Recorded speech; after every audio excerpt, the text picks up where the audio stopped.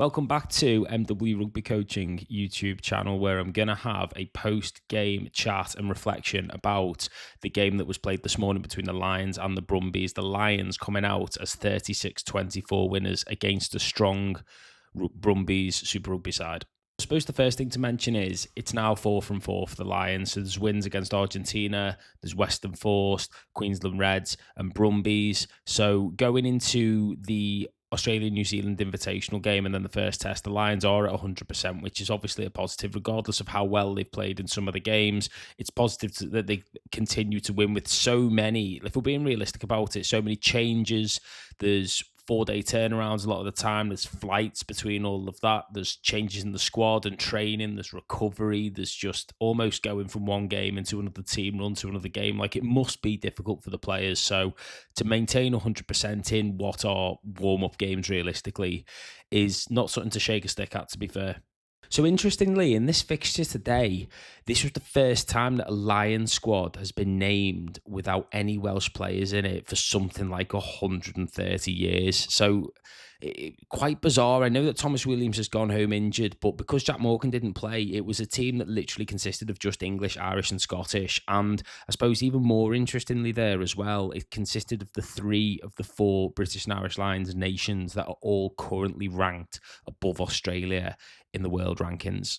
And as a general overview of the game, I've got to say it was a better watch than the Waratahs game. The Lions did look better for the majority of the game than they did in the one on Saturday, but there's still some areas for concern. So the breakdown is one of them. I think the breakdown's a bit of a double-edged one, to be fair, because the Brumbies were attacking the breakdowns hard and they did get a bit of purchase out of doing that a couple of times. But I do also think that the Brumbies were just being allowed to sort of enter at the side and crawl on their hands and stuff like that. I did think they were quite untidy. I also thought that they were on for almost a world record. It felt in the first 20-25 minutes of how many penalties they could actually give away without getting a yellow card. I don't know if that's just a bit of a hot reflection from me, because I haven't heard anybody else say that, but I was watching the game just thinking, surely someone's going to go to the bin at some point from the Brumbies here, but it didn't materialise early on.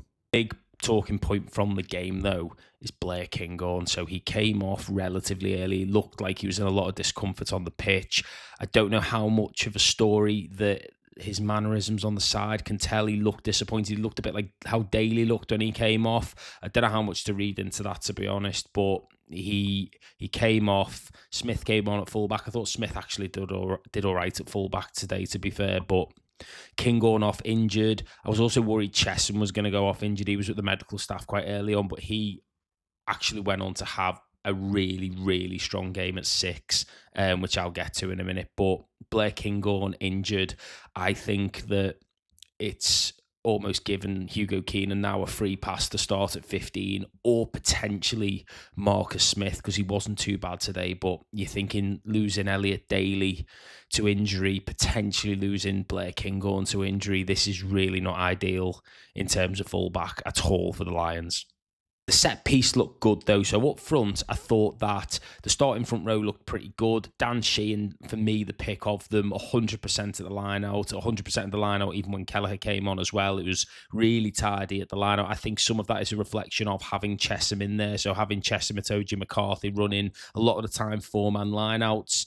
It just didn't look like it was ever going to be an issue. Sheehan was exceptional, I thought. He is as good as a certainty to start. I think it will just be a case of whether Kelleher or Cowan-Dickey backs him up, to be honest. But Sheehan was really good. I also thought that the second rowers were good. And when I say the second rowers, I mean Itoje as captain. He was really busy. Joe McCarthy, I thought, was good, although he sort of dwindled away a little bit when he wasn't getting his hands on the ball as much until he went off. And Ollie Chesham at 6, I thought, really looked the part. And that was the first time that I've come away from a Lions game so far, and I thought we've actually got a really strong looking 6. 7 and 8, it was a bit of a mixed one, I thought. So I don't think Conan was poor, but I thought he was relatively quiet by his standards. So he had a pretty good game in the last game that he started. He wasn't as dominant out there today, but I would be surprised if he isn't a first test starter, given his experience and that he started all 3 tests on the last tour.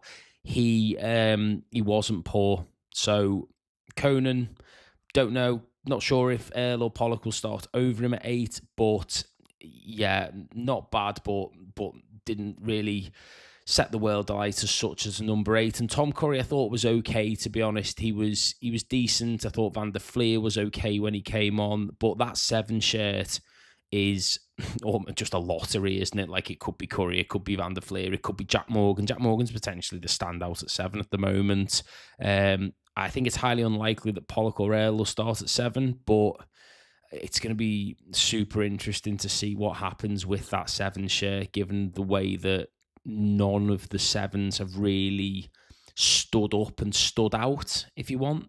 In the backs, Gibson Park was decent, but Finn Russell, like, he is just so good. And he is, he's roundly discussed as like a player that Farrell would never pick. He's not like Sexton or Prendergast in that he's like a system 10, if you want. He's quite rogue, but like he is just so good, and he looks the part, and he just directs that team around so nicely, considering that they are a team comprised of completely different international teams. So Russell, again, looking really good.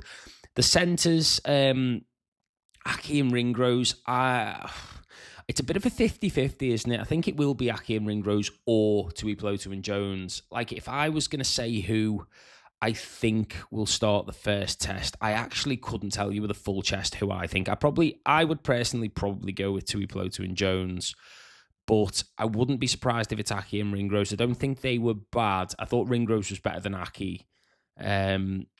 But yeah, that centre partnership, it's a good problem to have, picking between those two, isn't it, to be fair? The back 3, we talked about Kinghorn before. I thought Freeman was quiet. James Lowe had a pretty good game, I thought, other than the try that he didn't finish, like just slide in. It's under 14 stuff, that. But yeah, I think there are more winners again out of this game than there are losers from the Lions side. With the bench, the sub-front row was super dominant, which is often the case in these games against Super Rugby sides. Their bench is so much weaker than their starting team, respectfully, that when Porter and Stewart came on, they were just almost running through that front row. Kelleher was okay, but, most importantly, I suppose, for his position, he kept that 100% line-out rate up with Sheehan as the starter. So those two probably together are making a very good case for each other. We'll see how Luke Cowan-Dickie goes on Saturday. I would assume that he is going to start. He'll definitely be in the squad, though, you'd have thought. And beyond them, Van der Fleer came on. He was all right. Pollock, I didn't think Pollock did a huge amount. He wasn't bad, but, he made one break up the side, a 10-metre break. But I think there will be one spot on the bench. I think the 20 shirt will be either Henry Pollock's or Ben Earl's, and I don't know whose it will be. I suppose if we're being honest, I think the media favourite's always going to be Henry Pollock, but I wouldn't be mad with either of them.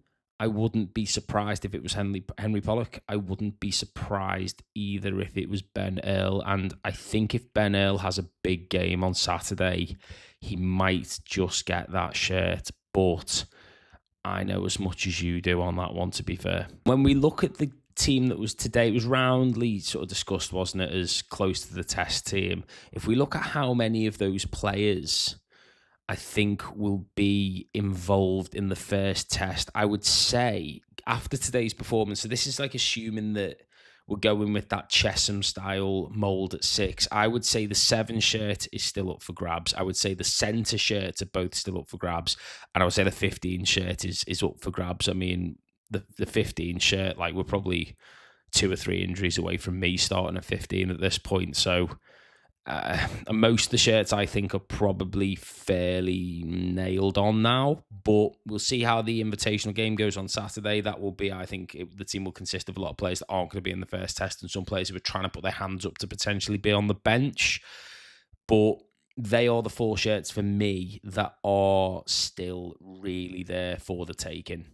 As always, let me know what your reflections on the game today was in the comments.